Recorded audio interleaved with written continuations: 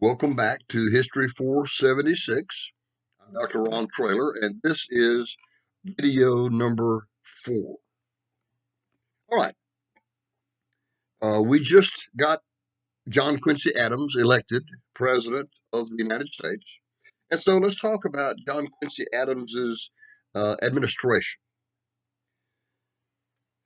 John Quincy Adams was probably one of the most able, um, hardest working presidents we have ever been privileged to have.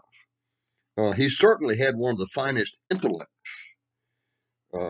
We tend to concentrate on people like old Jefferson and Wilson when it comes to uh, presidents uh, who have strong intellects, extraordinarily intelligent.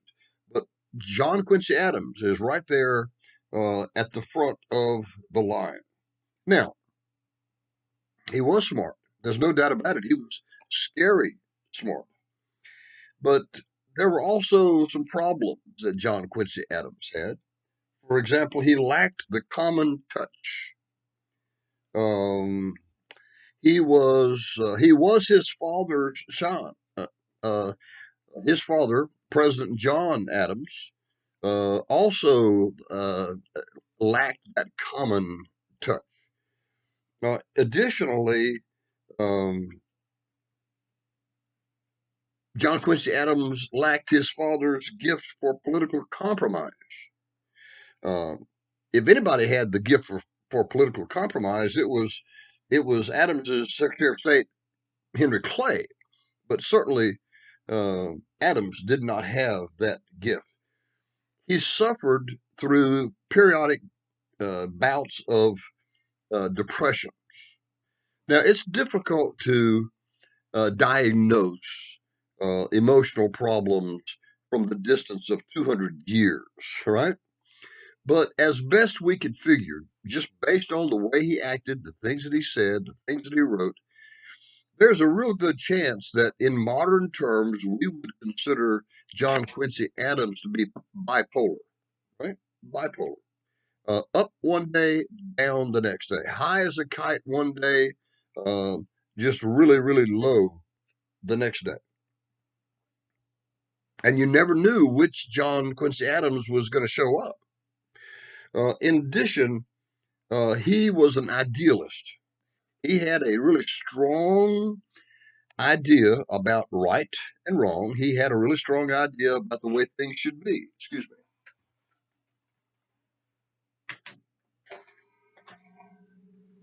Turn that fan on. And his attitudes quite often irritated people, including other politicians. Now, he made mistakes.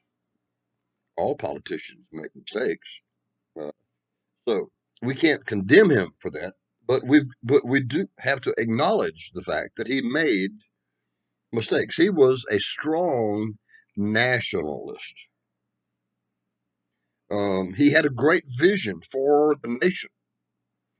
Um, remember uh, what he really wanted to do. What were his goals as president? Well, first of all, he wanted to promote internal improvements paid for by the national government. Now, once again, can we go ahead and compare uh, Republican beliefs to Federalist beliefs? Republicans didn't believe in, they believed in internal improvements. That's true. But where they drew the line was they didn't believe the national government should pay for those internal improvements. They believed that the area of the country that needed the internal improvement should pay for the internal improvement, that the entire country should not bear the burden to improve a situation in a specific small area of the country.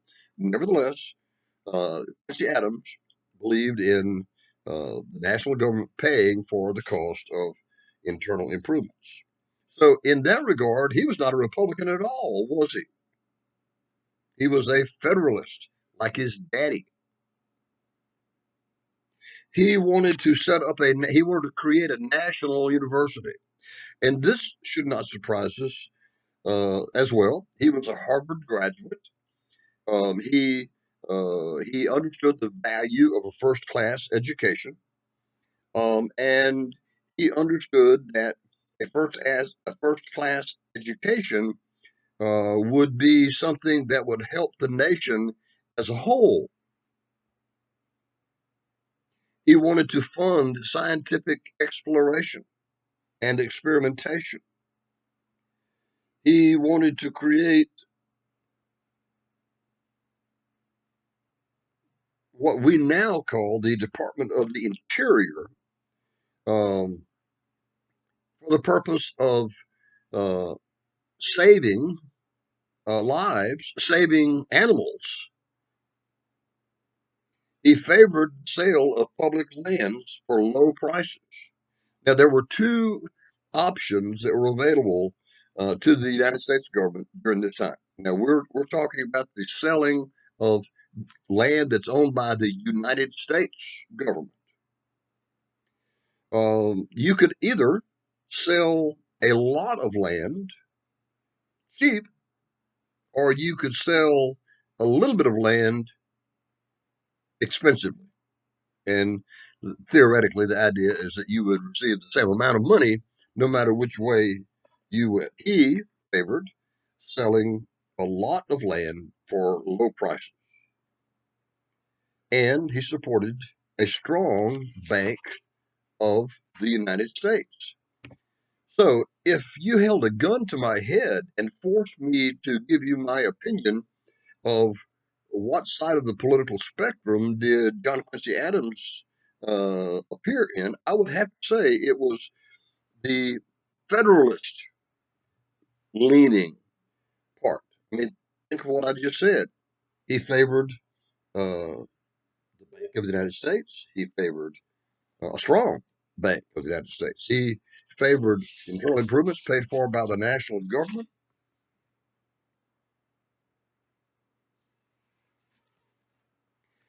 He insisted on the use of broad federal powers to accomplish the nation's goals. But he went too far when he said, quote, officers of the government should not be limited by the will of our constituents. Oh, really? Oh, really? What can we define what a republic is right here? We've not done that yet this term, have we? What is a republic? A republic is a form of government in which the people elect their leaders. They then, once the leaders are elected, they then trust their leaders. They depend on their leaders then to pass appropriate legislation. And then they support the national government's attempt to enforce the laws. That's really what a republic is. And that doesn't sound much like a republic in the words of John Quincy Adams. Officers of the government should not be limited by the will of our constituents. In a republic, that is one of the key features that the officers of the government should be limited by the will of the people. How is the will of the people demonstrated? By the ballot box, by the vote. The people get to choose. Is it any wonder that Adams was suspected of being an elitist? This demeaning of the voters resurrected some of the old fears of the Republicans that Republicans had previously voiced about the monarchical tendencies of the Adams family. Um, it brought up ideas of a royal family, um, and it didn't help Adams at all. Now, what were some of the political results of Adams's mistakes? Well, a new two-party system slowly emerged, although while it was happening, no one really realized that it was happening. Okay, now let's go back. The first political system of the United States was comprised of two parties: the Federalist Party, led by Hamilton, and the Republican Party, jointly led by James Madison and Thomas Jefferson. And then we said um, the Federalist Party lost its attractiveness to most Americans. And as a result, the Federalist Party dies. After the election, the, the Federalist Party only elects uh, two Federalist presidents.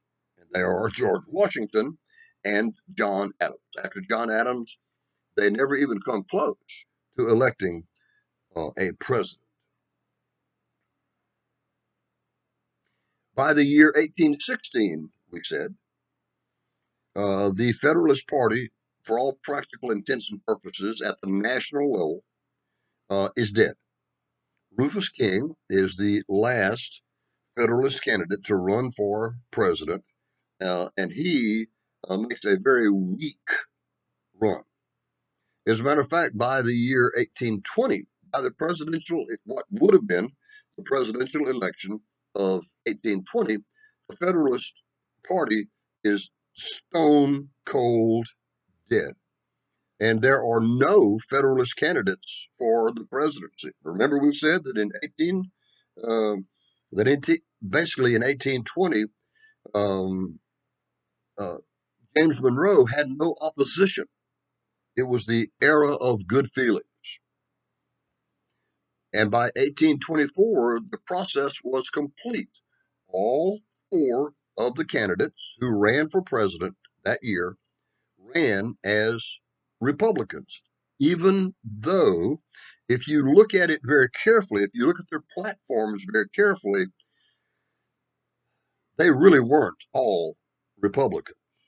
Some of them were just as Federalist the as candidates in the past who had very proudly proclaimed that they were Federalists. Well, nevertheless, as it turned out, the American people realized that having one party in control is not necessarily a good thing, um, and that America's political system operated best when it was composed of two political parties.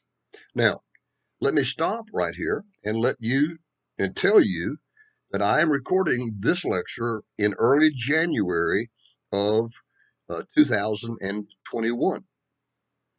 The Democratic Party has, within the last several days, of course, uh, President Biden has been elected and will be inaugurated soon. The United States House of Representatives, even though its Democratic majority is smaller than it was in the previous 2 years, the Democratic Party still has a majority in the United States House of Representatives. And because of Democrats electing United States senators, both U.S. senators in the state of Georgia, the Democratic Party now has a majority, small majority, but nevertheless a majority in the United States Senate. All right. So even though we have a two-party system, okay, the reality is that one party, the Democratic Party, is in charge of all of the presidency and of both chambers of the Congress. And it'll be interesting. I am fascinated by the prospect of being able to live through this period in American history and see if the Democrats are able to accomplish anything or whether they will suffer the fate of previous parties who think they have control but don't really. Right? So, A new two-party system is getting ready to emerge out of the wreckage of the Federalist and the Republican parties.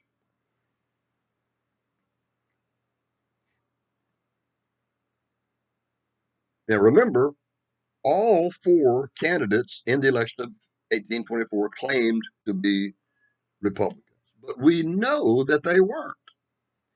So, what happens is that as time passes, as the next 4 years pass, Adams's supporters, who all claim to be Republicans, Adams's supporters they're going to begin to call themselves the National Republicans. Jackson's supporters, remember Jackson, once he received a hint of this corrupt bargain, he begins to campaign for the presidency for the year 1828. Jackson's supporters began to call themselves Democratic Republicans. Now, I'm getting a little bit ahead of my story, but I hope that you're sitting there wondering, where did the Democrats and the Republicans come from that we have today?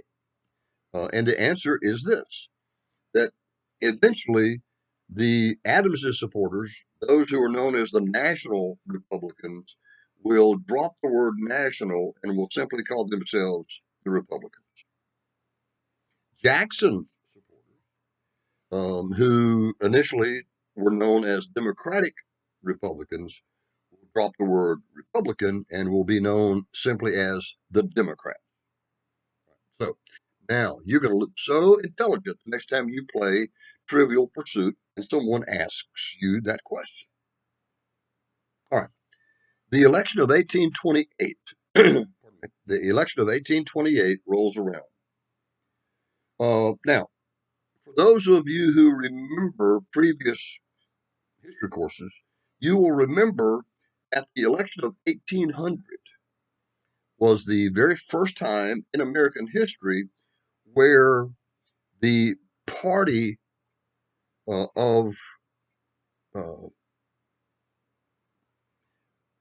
where the party of the president was defeated by a challenger, right? Because uh, Washington had served 2 terms and he was a Federalist in both terms. John Adams was served 1 term, but he was a Federalist in his term. In the year 1800, Thomas Jefferson defeats John Adams. And so, for the first time in American history, the party of the opponent is now in power. And many people were scared to death of what might happen in the year 1800. They were they were afraid, for example, that John Adams was going to refuse to leave the White House. They were afraid that John Adams was unwilling to give up power. Now, folks, it's 2021 now, and are you hearing the same things about Donald Trump? Of course, anything's possible, I suppose, but I suspect that even if he even if he behaves badly, that Donald Trump is going to give up power. He's not going to barricade himself in the White House.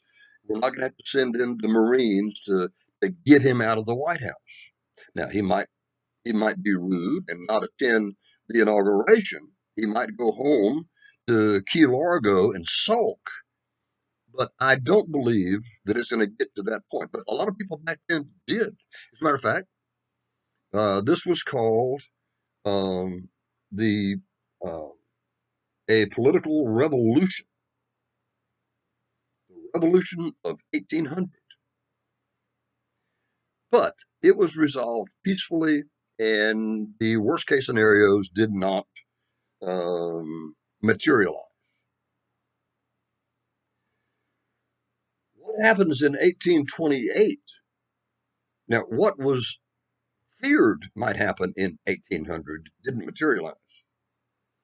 Um, and so it really wasn't revolutionary. What was revolutionary about the election of 1800? The revolution was that no blood was shed, right? There was no resistance. But in 1828, it was more of a political revolution than the election of 1800 had been. There were very few serious issues that were debated by the candidates. It was mostly mudslinging and character assassination.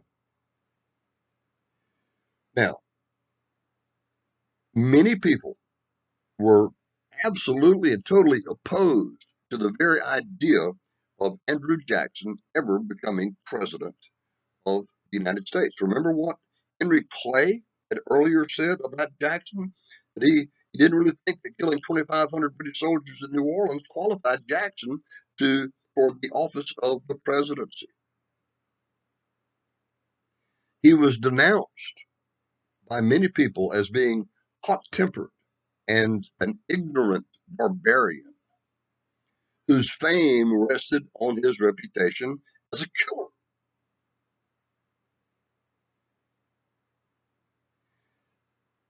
Those who opposed him dredged up accusations that he and his wife Rachel had lived in adultery before they were married.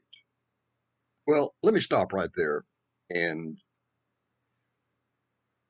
give you the rest of that story.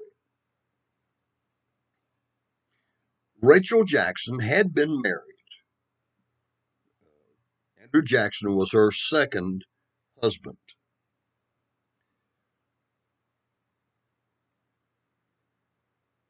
She and her husband divorced.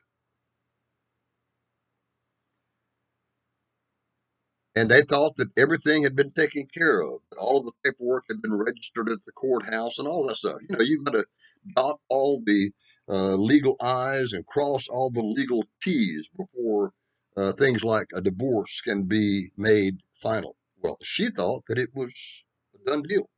And so she and Andrew married. And it was only after they married that it was realized that the paperwork had not been properly filed back in Tennessee in the courthouse, and that in the eyes of the law they still were married to each other, which made Rachel, at least legally, made her a bigamist. She had two husbands. Well, as soon as they became aware of the situation, uh, they took the necessary steps to make sure that the divorce paperwork was in fact filed. Okay. And they didn't think much more of it. They just considered it to be a paperwork glitch. But when the election of 1828 rolled around, with all of its mudslinging, uh, uh, people from both sides were looking for anything to accuse either of the candidates of, and the Republicans discovered this mistake that had been made, and they attempted to capitalize on it. Now, there was a huge scandal that ensued.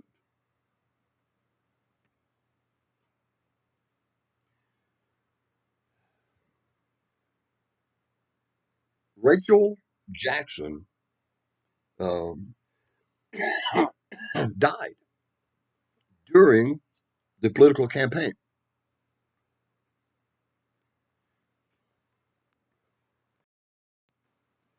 Rachel Jackson did not live to see her husband become president of the United States. Now, it is true that the resulting scandal may have contributed to an illness which weakened Rachel Jackson and perhaps contributed to her eventual death before Jackson was inaugurated. But Jackson never forgave his political enemies. He was convinced that his wife had died of a broken heart. Now, that's an old-fashioned sentiment, isn't it? We know that you can't die of a broken heart. Your heart can't break. But in those days, many people were convinced that you could literally die of a broken heart. And Jackson believed, therefore, that his political enemies had killed his wife. He said, "May God Almighty forgive her murderers, as I know she forgave him. I never can." Boy, you didn't want Andrew Jackson as an enemy, did you? Unforgiving, unrelenting.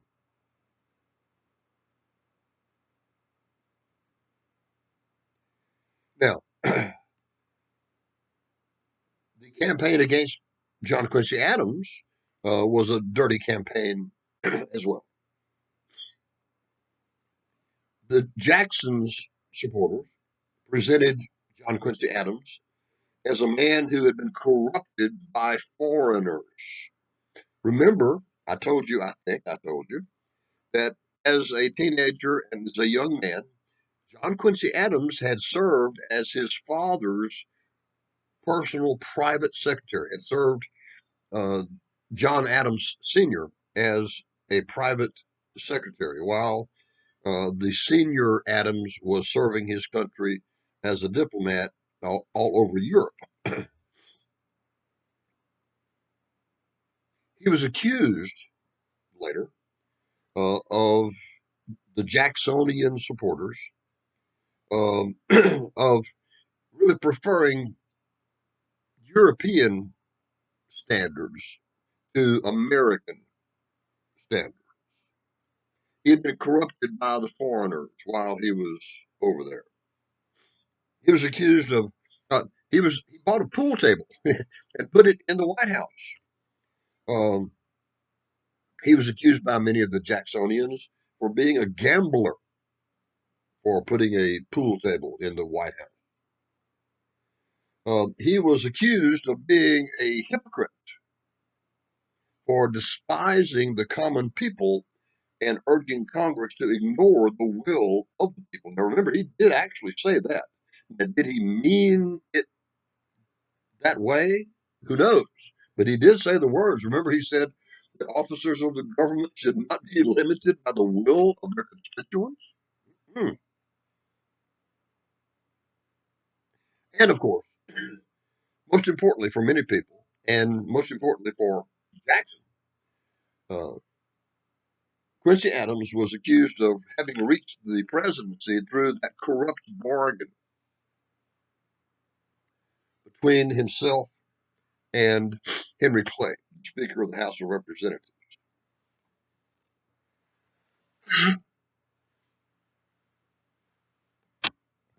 Now, what was Jackson's appeal? Um, he appealed in different ways to different groups. First of all, he was a war hero. He was a legitimate war hero. He started off as an Indian fighter, and from all I can gather, was a really good Indian fighter. And then he built on that reputation by being the commanding general in charge of the American forces at the Battle of New Orleans. So he appealed to those people to whom military men appealed, and many people have a soft spot in their hearts for military men. Jackson was also from the West. Now we've talked about this term. You got to be very careful. We're not talking about uh, the Rocky Mountains or the West Coast. In the 1820s, the West was still that area between the Appalachian Mountains and the Mississippi River. He was from Tennessee. Tennessee was considered to be a Western state at that time. So he had the support of many of the Westerners in the nation. He was a planter and a slave owner. And no matter what you think about slave owning today, the reality was that slave owning was rather common at this time. And Jackson would have received the support of many slave owners. He hated the National Bank. And um,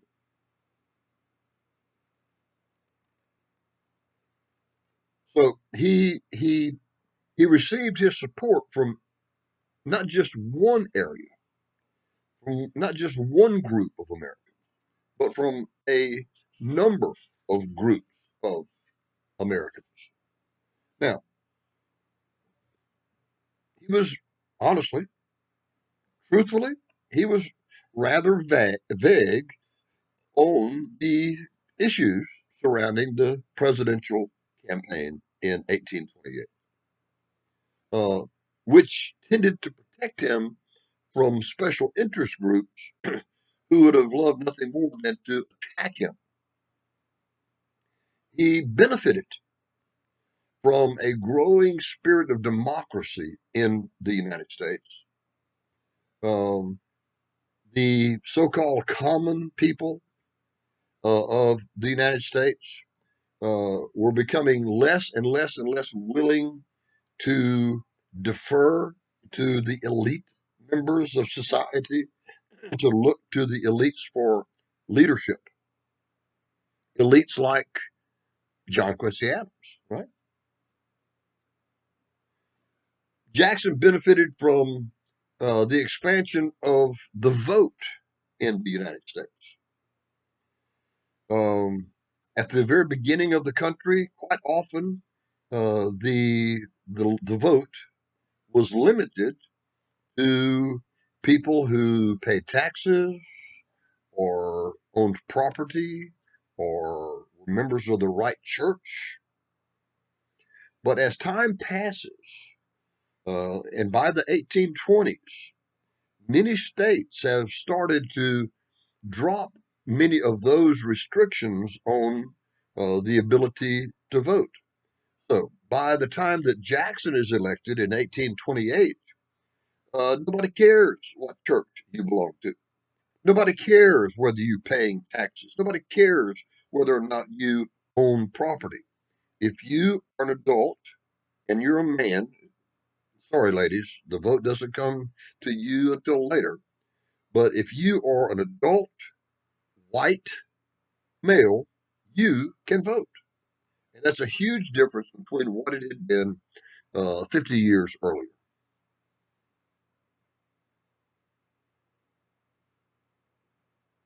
Jackson benefited from other domestic trends. He's symbolized that rugged new frontier man, as evidence in the campaign slogan, Adams can write, but Jackson can fight.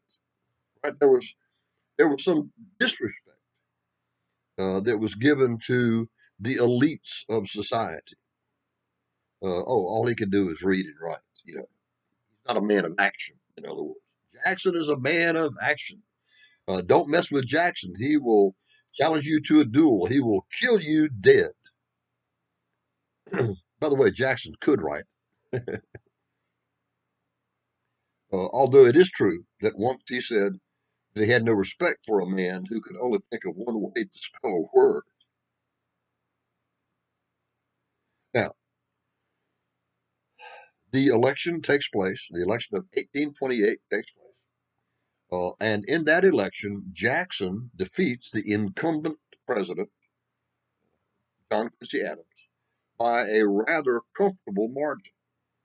I'm not going to expect you to remember these numbers. I just want you to know that it was a rather easy victory. That's the important thing. But let's prove that. Jackson got 178 electoral votes, and Adams received 83. So Jackson almost doubled. Um, in fact, he a little more than doubled John Quincy Adams' count. Adams won New England, and that's not a surprise because Adams was from New England. He won New England except for one vote in Maine, and he lost a few in New York and in Maryland. The rest belonged to Jackson. I'm sorry, he got a few in New York and in Maryland. The rest of the electoral votes basically went to Jackson. And what that meant was that a new era in American politics was about to begin.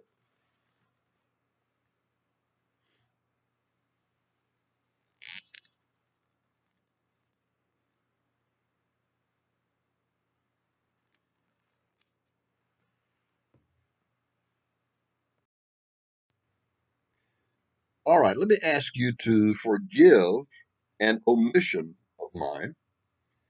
Um, there are some important things that I neglected to tell you, and because of that, I have got ahead of myself. Now, if you don't mind, and now this is not insurmountable, this is only a few years of history that we need to go back and recover.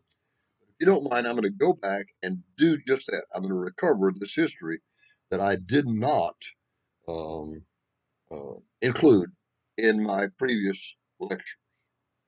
All right. So, in our minds, let's go back to the presidency of uh, James Monroe. The year is now 1819. It's the era of good feeling. We said that in some ways the era of good feelings was an era of good feelings, but in other ways it was not. And one of the ways in which it was not an era, a true era of good feelings, is that there were some economic problems that were experienced by Americans uh, during this time period, especially in the year 1819. Uh, today when we have an economic depression, we that's what we refer, that's what we call it. We call it the depression. Um, Back in these days, several hundred years ago, when there was an economic depression, they didn't call it a depression; they called it a panic. And honestly, I like that term. I like to call it a panic better than calling it a depression, because calling it a depression is a rather passive term. But a panic, well, now that gets your attention. What do when you panic? You run around and you wave your arms and you cluck like a chicken, right? You panic.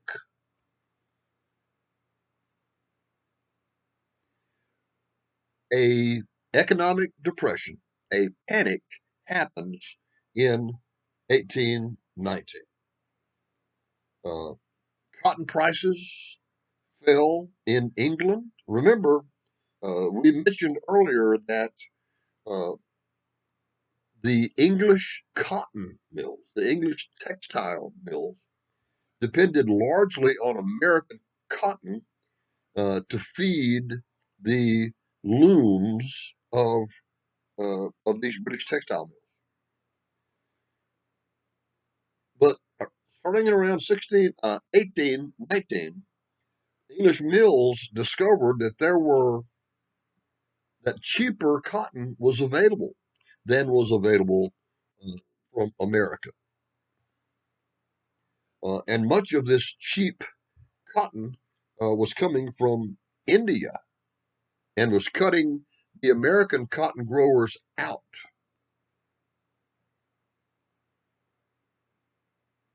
Also, uh, there was a get rich quick mania that was sweeping the country during this time.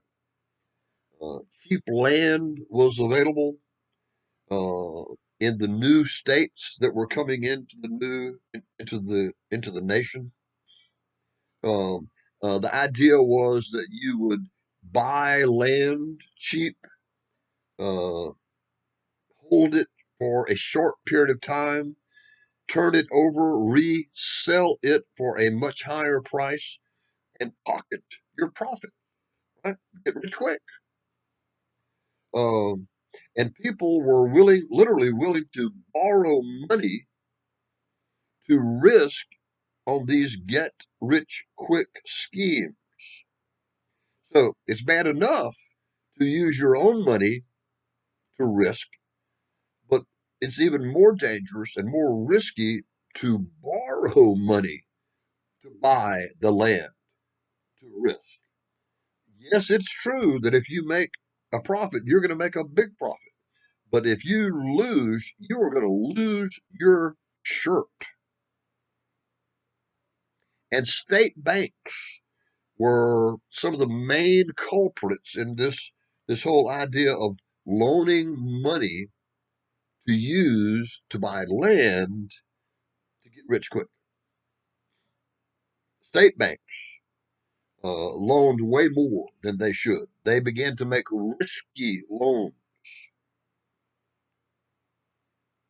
Even the Bank of the United States, which had provided stability, even the Bank of the United States added to this speculative mania by loaning dangerous loans to land speculators. Now, when it all came crashing down, when the panic began, to its credit, the Bank of the United States reacted rather quickly to try to save its shirt. But in order to save its shirt, it had to abandon other investors and other borrowers. It was men and women, women and children first, and then the men. The Bank of the United States fired its managing director, for example, who had been responsible for many of these dangerous loans. Um, the new director reduced salaries as a way to save money. The new director postponed dividends as a way to save money. The new director restricted credit, made it much more difficult to borrow money from the Bank of the United States than it previously had. And these really stern policies saved the Bank of the United States from ruin. It truly did. But uh, it put heavy pressure on state banks. Remember, the state banks, uh, it's almost like a cascade effect. The Bank of the United States had loaned money to the state banks, and now the state banks have loaned money to the investors, and the investors have used that money to buy land. So, uh, when the money was cut off, when the spigot was closed at the top, the state banks were forced to call in loans they had made to buyers. Uh, the state banks held the mortgages on these pieces of property all over the country. And whereas in the past they had worked with the title holder, maybe would let you go a month or two, uh, being late, knowing that you would catch up later, right? Not anymore. There was no mercy given if you owed money to the state banks. The state banks began to foreclose on mortgages, uh, and those mortgage holders, those loan holders, um, were terribly damaged financially. Now, why did I tell that story? There's a reason. One of the men who had borrowed heavily in order to speculate on land in order to make a quick killing was none other than the future president of the United States, General Andrew Jackson. Jackson lost his shirt during the Panic of 1819. The Panic of 1819 passed. Sorry. The Panic of 1819 did pass, and things did get better.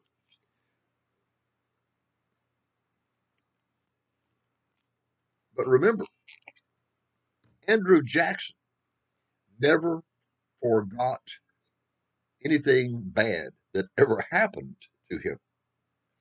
And he always blamed, he didn't blame the state bank that had loaned him the money dangerously. He blamed the Bank of the United States, which had loaned the money to the state bank, which loaned it to him. And as a result, he held a grudge against the Bank of the United States as long as he lived. Resentment toward the Bank of the United States lingered and would later resurface in Jackson's public announcements.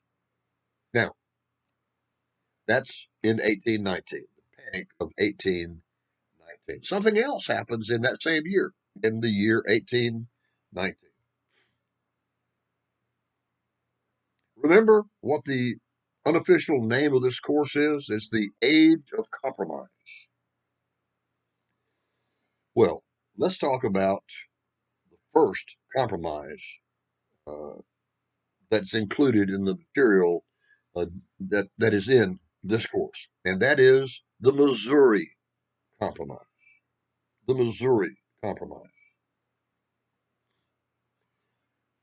The Missouri Compromise was the direct result of uh, sectional controversy over the institution of slavery.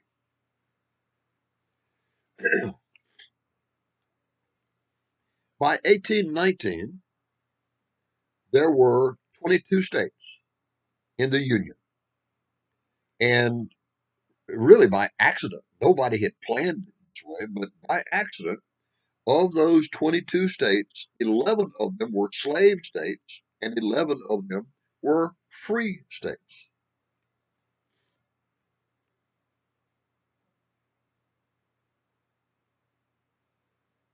Now, generally, the boundary between the between the slave states and the free states was a line that we still sometimes hear referred to as the Mason-Dixon line. The southern and western boundaries of the state of Pennsylvania and the Ohio River generally followed the line of the Mason-Dixon line. Now, no such line existed beyond the Mississippi River, but that's okay so far.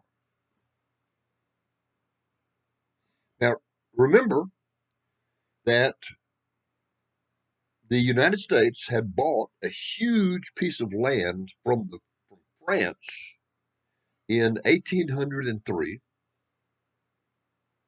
course, Louisiana Purchase.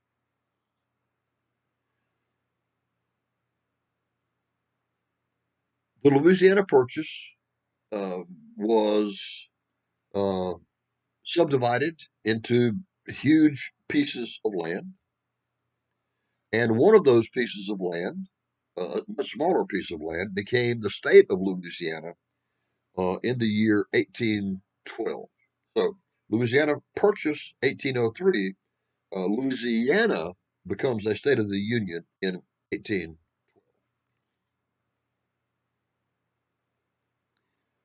In Louisiana, in the state of Louisiana, the institution of slavery had existed uh, before the United States bought Louisiana. Uh, Prior to this, Louisiana had been a colony first of the French and then of the Spanish. Now, Louisiana becomes a state in 1812, and this balance between slave states and free states is maintained sort of accidentally until the year 1819. In the year 1819, by the year 1819, the territory of Missouri had been created. And in 1819, Missouri, the territory of Missouri, had applied to the United States Congress. They had applied for statehood. Now, by 1819, the institution of slavery was becoming very, very important in America.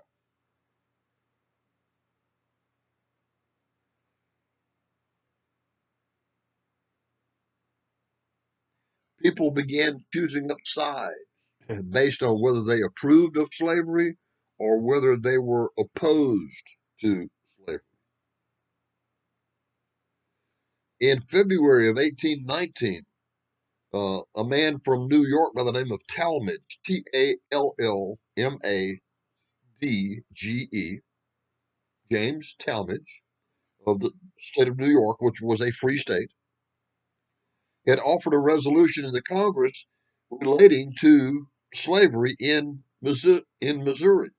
And had it been passed, which it was not, but had it been passed, it would have prohibited the further introduction of slaves into the Missouri territory. And not only would it have done that, but it would have freed all the existing slaves at age 25. Now, Southerners were outraged by what they perceived as an attempt to limit the expansion of slavery. And they were right. That is exactly what it was an attempt to do. The Southerners uh, were of the opinion that there was a concerted effort on the part of the free states to kill the institution of slavery. And uh, that very well might have been true. I mean, think about what had already happened in our country's history that would have limited or done away with slavery. First of all, in 1787, before the Constitution was even written, the Articles of Confederation Congress had created what is called the Northwest Ordinance. An ordinance is a fancy word for a law. Okay, the Northwest Law, the Northwest Ordinance, 1787. And the Northwest Ordinance did a number of things, but one of the things that it did with regard that directly impacted slavery was this: slavery was outlawed. Slavery could not exist in any area of the old Northwest Territory. Now, what comprised the old Northwest Territory? Well, in later years, 5 states were carved out of the old Northwest Territory, and they were Indiana, Illinois, Michigan, Minnesota, where am I? Illinois, Indiana, Ohio. Okay, those are the 5. And the Northwest Ordinance said that slavery could never exist in any of those 5 states. And the Southerners were outraged by the attempts by the national government to limit the growth of slavery. But they didn't really fight it too much because slavery was very common in crops that grew in the South, crops like tobacco and sugar, and later, of course, cotton. Um, but who ever heard of growing cotton in Ohio, right? So even though the Southerners opposed the Northwest Ordinance in principle, the reality was that they didn't see much harm that could come of it because slavery, they thought that slavery could only exist in areas where these so-called Southern crops grew. So, but the Northwest Ordinance was one of the first attempts by the national government to limit the spread of slavery. Now, Missouri was the first area completely west of the Mississippi River to apply for statehood. Now, I mentioned earlier that Louisiana had applied for statehood and had become a state. If you look at the map of Louisiana, all of part of Louisiana is on the east bank of the river. Part of Louisiana is on the west bank of the river. It's not all on the west bank. Missouri was. Missouri was the first area to apply for statehood that was entirely on the west bank of the river.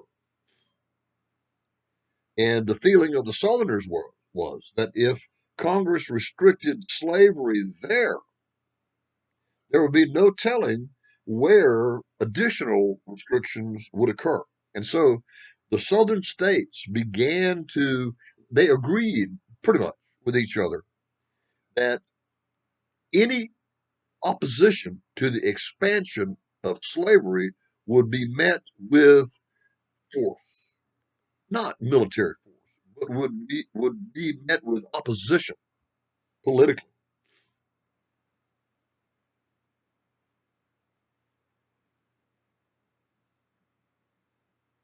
Now,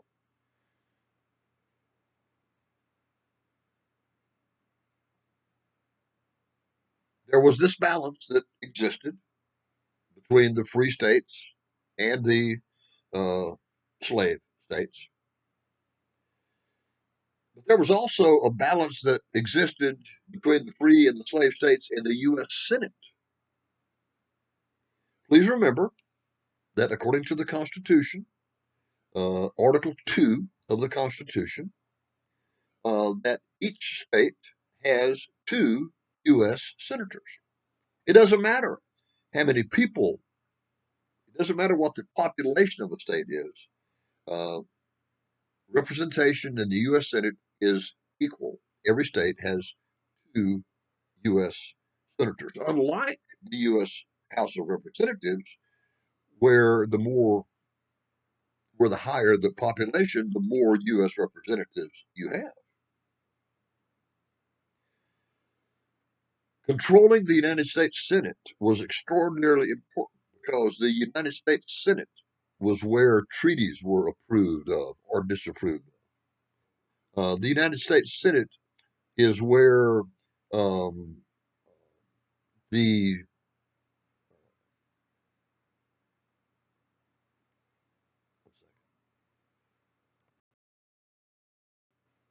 United States Senate was the part of the government that approved, for example, the nomination of diplomats and approved the nomination of federal judges. And so the United States Senate, although it was a small organization, it had an importance all out of character with its size. So maintaining a balance in the United States Senate was extraordinarily important.